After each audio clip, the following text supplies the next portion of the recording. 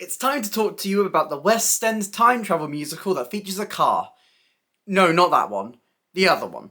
This one, The Time Traveller's Wife. Based on the iconic book of the same name, The Time Traveller's Wife musical has finally made its way into the West End, after its regional tryout last year. Starring David Hunter and Joanna Woodward as Henry and Claire, this musical is about a time traveller and his wife, and explores their relationship as Henry is constantly transporting and meeting her at different points in their lives. I think from the get-go there is so much potential with this musical. However, I think there are a lot of points where it kind of misses out, and there is a key structural choice that they make that I feel hinders the show a little bit. So, what did I enjoy about The Time Traveller's Wife? What didn't the show sell me on? Let's find out. But if you haven't seen my face before, hi, I'm Ellie, I talk about theatre. I am the most chaotic theatre person on the internet. I do reviews, I do discussions, I do video essays, and if any of that sounds interesting to you, please consider hitting like and subscribe, it really helps me out, helps out the channel. But it's time to go back in time to last week when I saw The Time Traveller's Wife. Now, something I think, and I will say from the get-go, that is going for The Time Traveller's Wife, is I think this material actually does suit being a musical. There's a lot of shows that come over or adapt themselves from books or films that really struggle to have that innate theatricality, but I feel like the story has a lot to tell and a lot of heart that really does make it translate well to stage. However, with that said, I think there is one key issue that needed to be addressed when translating this to stage, and that was which perspective do you tell this from? Because of the nature of this story, it can very easily get a little bit too complex. You want, in a story, to set up these characters and set them up immediately, as quickly as you possibly can. And in a story where you're constantly meeting people from different time periods, it's jumping all around the place, it can very easily get confusing. There is a very easy remedy to this. And basically, you pick one timeline and you tell that chronologically. You can either tell it from Henry's perspective, where he's jumping all around the place, but you're telling it in chronological order for him, or you pick Claire's, which, as the non-time traveller, is the more obvious choice. The musical as a whole feels like it's trying to tell the musical from Claire's perspective. I mean, it's called The Time Traveller's Wife, the first couple of songs are from her perspective, we meet Henry when she knows who he is, we feel very much aligned to her character in this show, more than I would say Henry's. But still, the musical decides not to tell this story in chronological order, jumping all around the place, and because of this, it really struggles to get you on board from the get-go.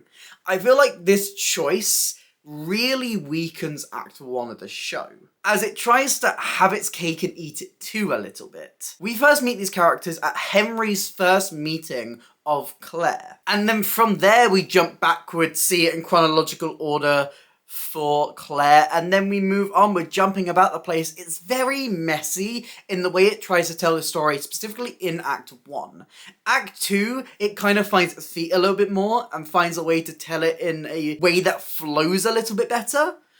But Act 1 really struggles at the point where it needs to get you on board with these characters as quickly as possible. Because of this, there's a lot of moments that really do fall flat, because we can't really get a sense of who these characters are properly. I think it would have suited the show a lot more to just go with the chronological order for Claire. We aren't time travellers, unless you've got a secret that you're trying to hide in the audience, and I would love to know the secret, please and give it to me.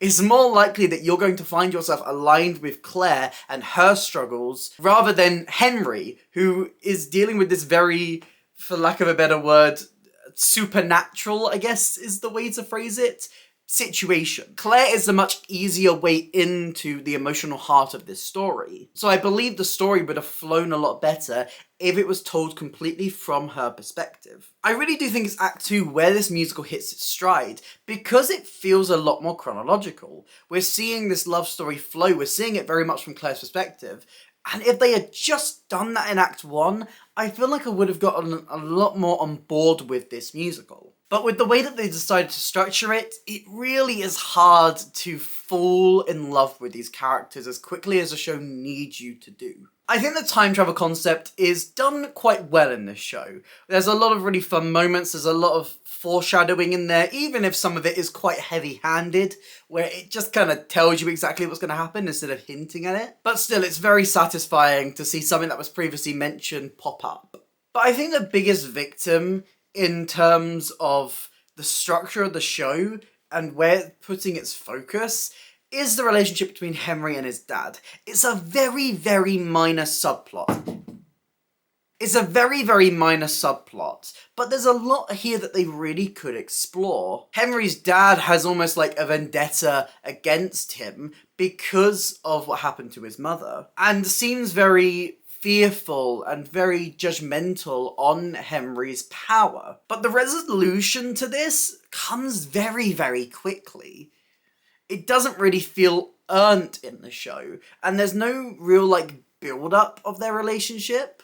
It's just kind of this one scene happens and suddenly they're good again, they're on great terms. I do wish there was a little bit more time in the musical devoted to these two characters. It could be a very interesting way to dive more into Henry's side of the story, and the traumas that this lifestyle that has basically chosen him leads to. What I will say for the story, though, is that it really does stick the ending. Because Act 2 is a lot clearer structured, you really find the time to get to love these characters. So when the ending comes around and the tragedy befalls these characters, it does actually carry quite a strong emotional punch. And the ideas of limited time are really well explored. So despite quite an odd, I'll call it, structure for Act 1, I do feel like this musical in places shows that really clear potential for a really impactful musical. The music and lyrics for this show have been written by Dave Stewart and Joss Stone, two musicians without much experience in musical theatre. Now, this is never something that I will hold against them, because we've seen time and time again musicians come in and write really strong musicals. Think of someone like Sarah Bareilles, who didn't have much musical writing experience before Waitress, but still managed to completely smash it out of the park with that show. I think the music in the show is a little bit more of a mixed bag. There are some great songs in here, there are some really great ballads in here as well, but I feel like a lot of the music kind of pauses the moment instead of moving the plot along. My favourite songs in musical theatre are the ones that really do explore the characters, that really do take musical theatre and that style of storytelling and use it to pull the plot along. As I said, great ballads though. On and On is a phenomenal song. That is one of the strongest songs in this entire show, and one that I feel like I would listen to over and over again. It is beautiful. It's a nice summation of the relationship between Claire and Henry. I think the finale song is amazing as well. A really nice way to bring the show back up to a high and give that little glimmer of hope at the end. I think this song sums up the show really well. I've started with the songs at the end of the musical, which, yeah, I think this show really does find its footing completely in the ending. It has a very strong ending. Like, the final 20 minutes of the show are really, really strong. It's just getting to that point that feels like a little bit of a struggle. Another song that really does stand out to me, which actually is at the complete opposite end of the musical, it comes right at the start, is My Masterpiece. This really great introduction to Claire and her story. A really sweet song that just brings you into the vibe of this musical. But for every one of those songs, I feel like there's ones that just don't really work for the vibe of the show. I See Her, which is a song that we get during the confrontation between Henry and his dad, is a bit of a weaker song. I feel like this song in particular struggles a lot because of the lack of time that is devoted to this C-plot in the musical. Journeyman, which opens Act 2, its placement in the show feels weird as like an explanation of the feeling of time travel, even if David Hunter does perform it wonderfully. And matched with some odd staging that I will talk about a little bit later, this one stands out for some of the wrong reasons to me. I think on the whole the score is fine, it's okay. Staging-wise, on the whole, it's pretty strong. I really like this set. They have this one structure which is like projected on, or it's got screens on it. I don't know exactly how they do it, but I'm impressed either way. And this one structure, it kind of spins around. It's on two turntables. Turn off all of like the screens and the projection and it would be a very simple set. But the way that they use that to really bring it to life and make a lot of these different locations flow a lot easier is very impressive. It's a very well-produced show, and I do enjoy a well-produced musical. Also, I'm recording this after I filmed the video because I cannot believe I didn't mention it, but alongside all this staging, there is some incredible magic that they pull off with making David Hunter disappear and Henry's character just fade into like nothingness in different places on the set. It is genuinely shocking every single time. But the most impressive ones is when David Hunter will be on one side of the stage, disappears, and then comes on the other side 5 seconds later in like a completely different costume. The amount of costume changes that David Hunter goes through in this show, which on his Instagram he claimed is 39, this needs to be applauded. It is genuinely impressive. Massive props to this team for working it out, and Jesus Christ, David Hunter, you must be sweating every night. I think the weakest moment for the staging is, as I mentioned, Journeyman, which opens Act 2. This physical theatre number where we're kind of journeying through Henry's, what I'm going to dub as Henry's time travel void. There's a screen that comes down that's placed in front of the stage. We get a lot of projections that a lot of these do actually kind of work. There's some strong images in here. One that I'm going to put on screen right now. But these images are matched with actors in black morph suits that you can very clearly see as they're just lifting David Hunter a little bit off the ground. And I feel like because you can see very easily how it's done exactly, it kind of takes away from the impact that this moment could have. If you're going to go this far from your typical way of telling this story on stage, your typical staging, you need to make this moment really, really impressive and really, really impactful. But it really does feel like it lacks that. Honestly, part of me wonders if this sequence would be more impressive if they literally just took out all of the lifts and all of the movement and just had it be David Hunter on the stage with that screen with those projections. Because those are the images that really, really worked. Him moving around, him looking around, the shattering glass, the pain that he is very clearly showing in a lot of his movements, which didn't really translate very well to the physical theatre style that they used for this sequence. It was a little bit too flowy in the way that they staged it to really hammer home how much pain this causes Henry. Every time that he's time traveling, you can see his discomfort, you can see how it's hurting him. And if we're going to spend this time in this world, the kind of between world that Henry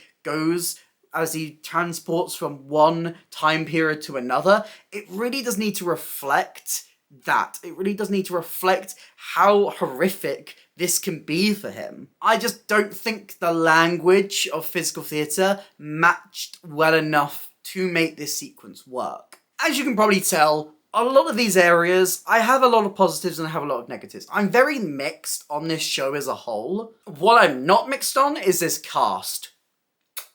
So good. David Hunter and Joanna Woodward just have this amazing chemistry. Their relationship feels really natural. Their performance of On and On is a perfect summation of this. This moment where they come together and it's just absolutely heartbreaking. You can tell that both of them know that this is the end. This is going to be one of their final moments together.